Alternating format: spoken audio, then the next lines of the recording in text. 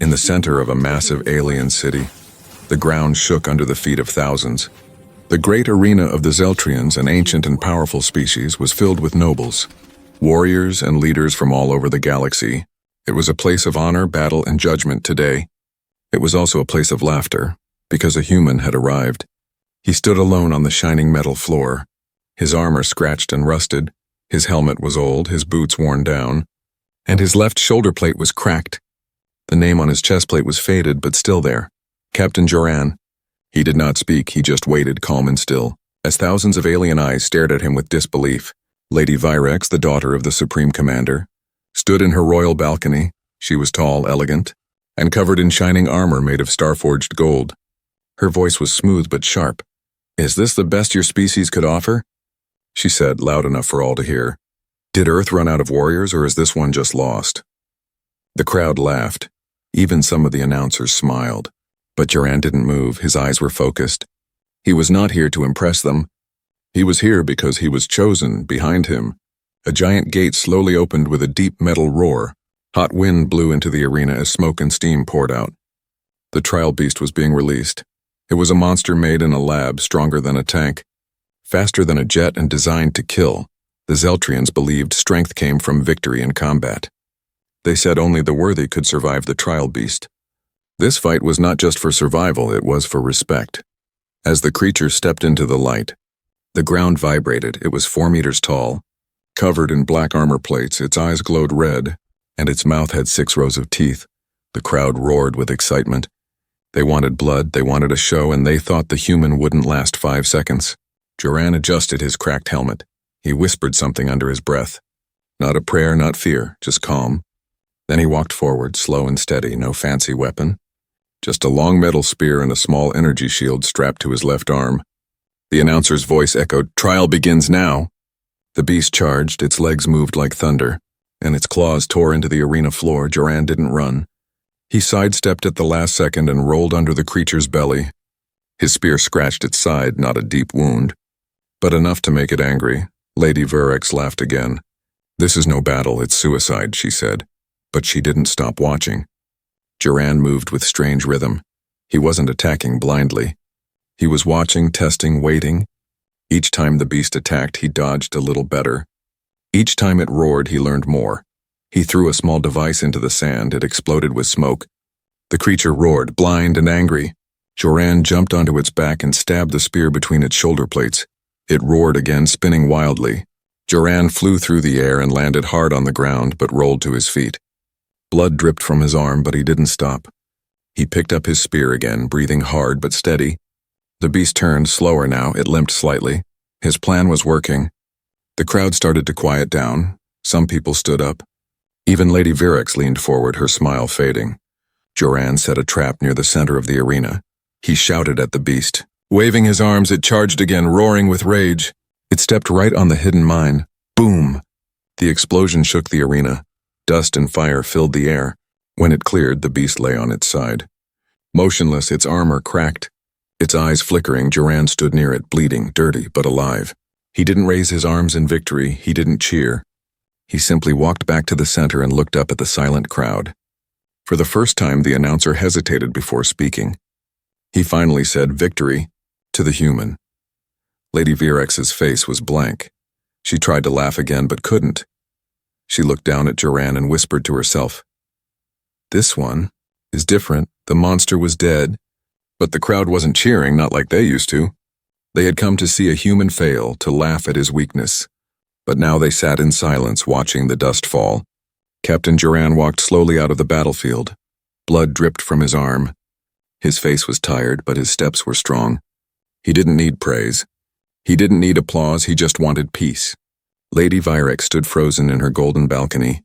She had called him weak, called him worthless, but now, something felt wrong. She had watched many warriors fight in the arena. They shouted, posed, bragged, but this man, this human, had said nothing. And still one, Virex narrowed her eyes. "It was luck," she whispered, "not skill." She turned to her aide. "Find me his records," she ordered. "I want to know where this Joran came from." That night the arena halls were quiet. Torches burned blue along the walls. Joran sat alone on a metal bench, wrapping a cloth around his wounded arm. The medic had offered help, but he refused. He didn't like strange hands touching him, not after what he had seen in the war. Across the hall, a group of alien warriors passed by. One of them slowed, stared at Joran's armor. The alien whispered to his friend, "Rust and scraps." Yet he won. Joran ignored them. He was used to it. He was human, the galaxy's forgotten child. Once feared, now laughed at, but something inside him still burned. Not anger, not pride, something deeper, a promise made long ago in a dark room above the arena. Lady Virex studied the files, old battle footage played across her screen. Humans in old Earth armor fighting side by side. Explosions, chaos, death, yet they held the line. She paused the video, zoomed in. There, Captain Joran, younger but still the same look in his eyes. Calm, cold, unshaken. Even as fire rained around him, she leaned back in her chair. This man isn't just a soldier, she said to herself. He's something else. She closed the file. Stood up. Tomorrow she would face him again. Not in battle, but with words. The next day the arena was filled again. But this time the crowd was quiet, not mocking, not laughing. Curious, even confused, Joran stood in the center once more. His armor still broken, still dirty, but now, respected, even feared, Lady Virex appeared in the royal balcony. This time she didn't smile, she didn't joke. "Captain Joran," she said, her voice echoing. "You fought well." Joran looked up but didn't reply. Virex continued. "But one victory means nothing. You beat a beast, but can you stand against a warrior?" The crowd murmured. Was she challenging him? "I offer a duel," she said. "My blade against your rust," Joran finally spoke. "No energy weapons," he said. "No tech, no tricks, only blade and courage." Virex nodded. Agreed. Later that day they met in the duel chamber. No armor, no shields, just two blades. Joran's sword was old, the handle wrapped in leather. Virex's sword gleamed like light itself, forged from starlight crystal. The bell rang and they began. Virex moved fast, striking with grace and speed. Joran blocked, dodged, stepped back. She swung again. He ducked, then turned with a low strike. She barely avoided it. They moved like shadows, steel against steel. Joran's style was not elegant. It was rough, raw, full of experience. He didn't waste movement. Every step had meaning. Every breath was controlled. Virex was skilled, trained by the finest masters. But she wasn't used to fighting someone who didn't play by the rules. She struck forward. He caught her wrist. Spun her, kicked her back. She stumbled, surprised. The crowd gasped. Even the elders stood up. Watching closely, Joran stood still. His blade pointed down. "Enough," he said. "This fight proves nothing," Virex shouted. "Why won't you finish it?" "Why stop now?" Joran's voice was quiet but strong. "Because I have nothing to prove. My worth is not measured by your standards." He dropped his blade to the floor and walked away, again, in silence. Lady Virex stood alone. She had trained for years, fought many battles, but this one shook her. The man didn't care for glory, didn't care to win. Yet somehow he left her feeling like the one who lost. The sun of Zeltria 9 was hot, even for a warrior, but Joran didn't feel it. He sat alone in the training sands, staring at the ground. His hands were dirty. Resting on his knees, his sword lay beside him, untouched. Around him, the arena city was alive, cheering, trading, training. But Joran's mind wasn't here. He had returned to a place long gone, a place called Earth. A battlefield covered in smoke and silence. He remembered the boy, barely 17, crying behind a broken wall. "Sir, are we going to die?" the boy had asked. Joran had placed a hand on his helmet and said, "Not today, but the next day." The boy was gone. His helmet, cracked in two, still haunts Joran's dreams. Joran. A voice pulled him back to the present. He turned and saw an old alien vendor, small and wrinkled, holding a bowl of water. "You fought well yesterday," the vendor said. Offering the bowl, Joran nodded and took it. "Thank you," he whispered. The water was warm and bitter, but he drank it all. "You don't speak much," the vendor said. Joran gave a small smile. "Words can't fix what's already broken." The vendor tilted his head. "You carry heavy things, soldier." Joran looked at the sand again. "I carry ghosts," he said. Above the training sands, high in her tower, Lady Virex watched through a screen. She had ordered her guards to follow him quietly.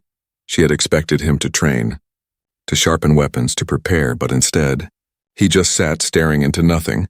Virex crossed her arms. "What is he thinking?" she muttered. Her advisor, a tall, blue-skinned Zeltrian, stood beside her. "Humans feel too much," he said. "They let their pain guide them." Virex nodded slowly. "But his pain makes him stronger." She didn't like admitting it. But it was true, this human was different. He did not fight for show. He fought like someone with nothing left to lose. Later that evening, Joran walked through the lower streets of the arena city. The walls were painted with flags from hundreds of alien worlds. Shops sold weapons, armor, and rare foods. Lights blinked, music played, laughter echoed. But Joran felt distant from it all. He paused near a small stand where children were playing with toy swords. One of the toys looked like his own blade. A boy ran up to him and asked, "Are you the human who beat the trial beast?" Joran looked down at the boy. His smile was wide, his eyes full of hope. "Yes," Joran replied softly. The boy held up the toy sword. "I want to be strong like you," he said. Joran knelt down, placed a hand on the boy's shoulder. "Then fight with your heart, not just your hands." The boy nodded seriously. Joran stood and walked away, but behind him the boy shouted, "Don't let them laugh at you, human!" That night in his small chamber, Joran sat beside a dim lamp. He opened a small metal box, the only thing he had carried from Earth. Inside was a photo, faded and worn. 5 humans in armor stood together, smiling, all of them gone now except him. He traced each face with his finger. "They thought we were weak," he whispered. "They still do." But deep inside, he knew why he kept fighting. It wasn't about respect. It wasn't even about revenge. It was for the ones who couldn't fight anymore. He closed the box and placed it gently beside his bed. Tomorrow would bring another challenge, another test, but tonight, he let himself remember. Lady Virex stood on her balcony again. Staring at the stars, the night was quiet. But her thoughts were loud. She had watched hundreds of warriors rise and fall, but none had left her questioning like this one human. "What is your secret, Joran?" she asked the sky. "Why does your silence make more noise than all the battles I've seen?" She closed her eyes. For the first time, she wondered. Was strength only about power? Or was it something else, something deeper? Far below in the city streets, the wind picked up. It blew across the sand where Joran had sat earlier. The same spot where a young human had once whispered to a dying soldier, "I'll carry your memory." And now, years later, that promise still lived. In a man with broken armor. In a warrior who refused to speak loudly, but whose silence was shaking the stars. The sun rose over the arena, burning like fire. Metal banners moved slowly in the wind, carrying the symbols of all the warrior houses. But today everyone was focused on one name, Joran.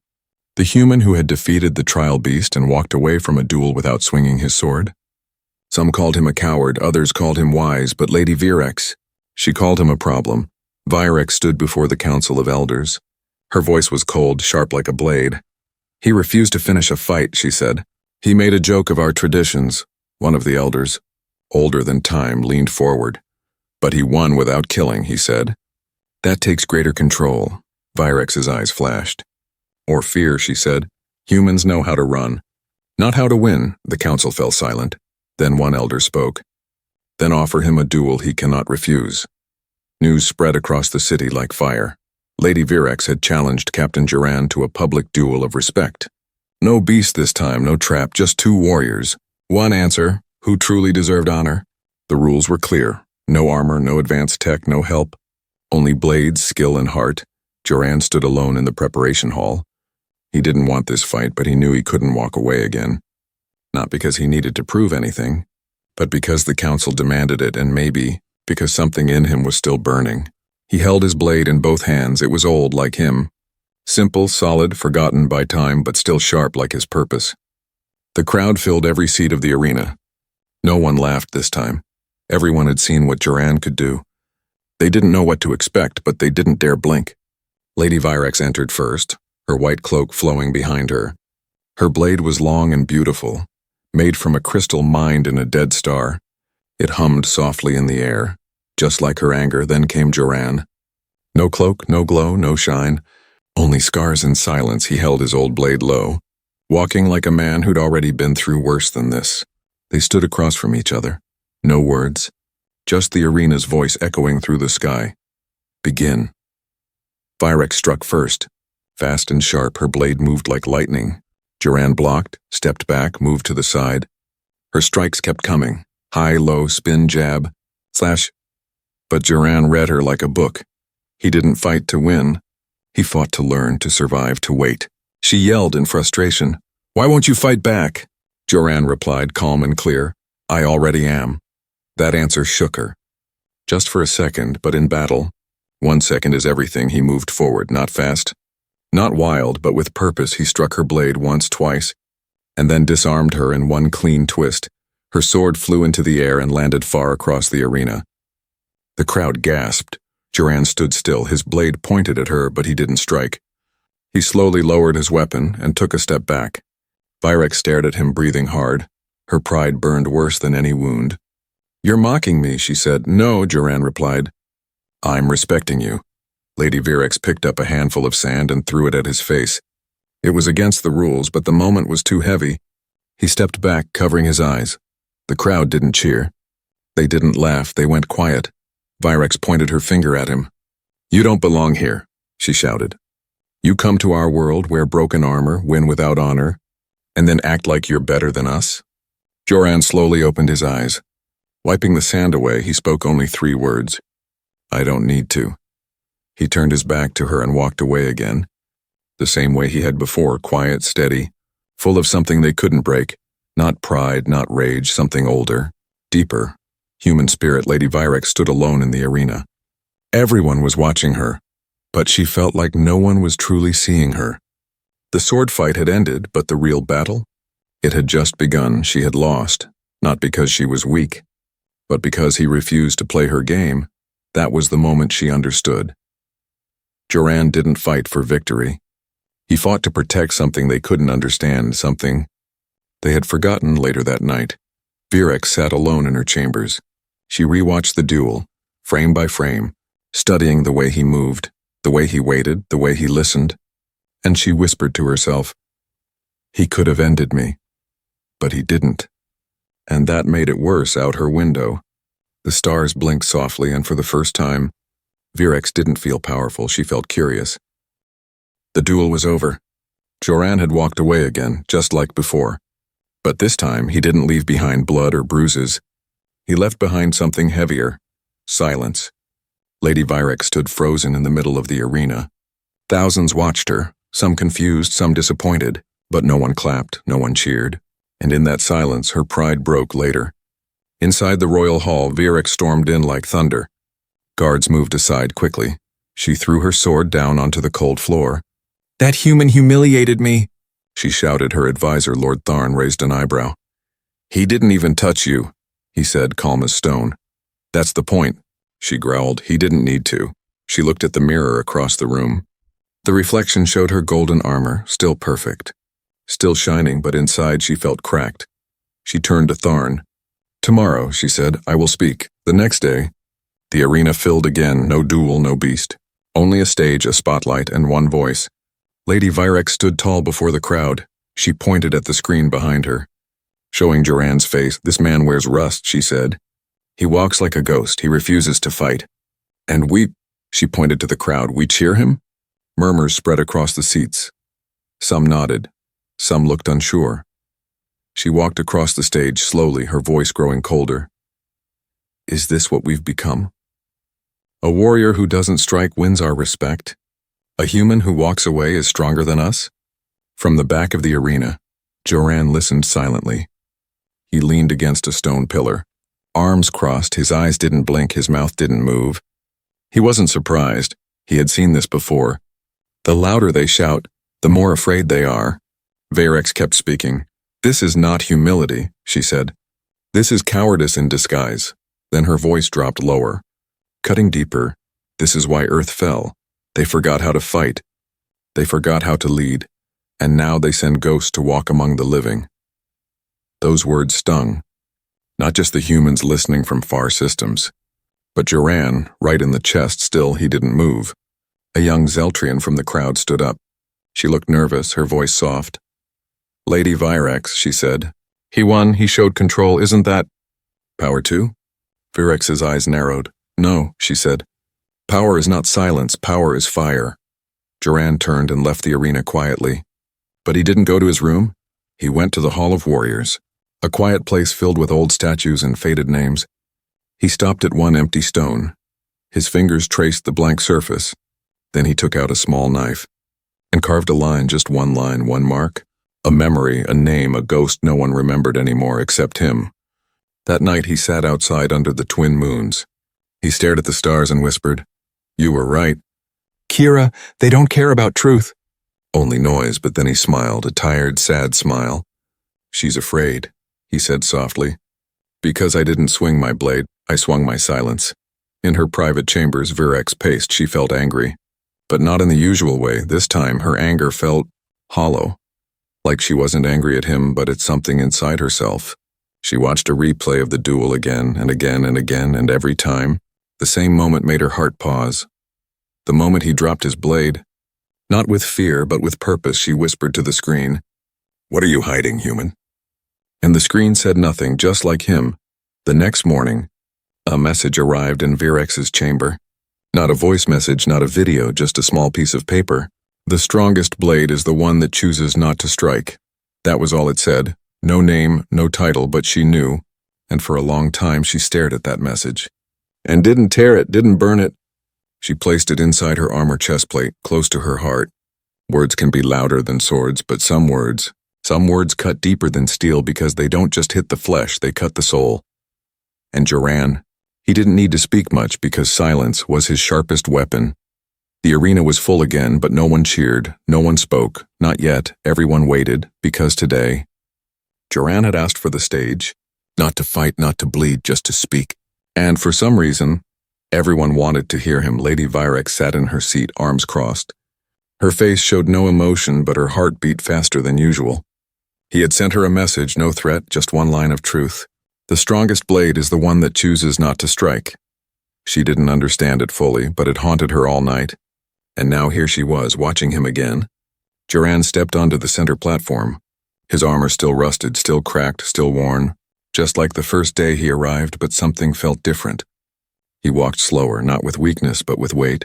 He stopped in the center, looked up at the thousands staring down at him. And then, without a word, he reached up and unclipped his chestplate. The crowd gasped. He dropped it onto the ground, clang. The sound echoed across the entire arena.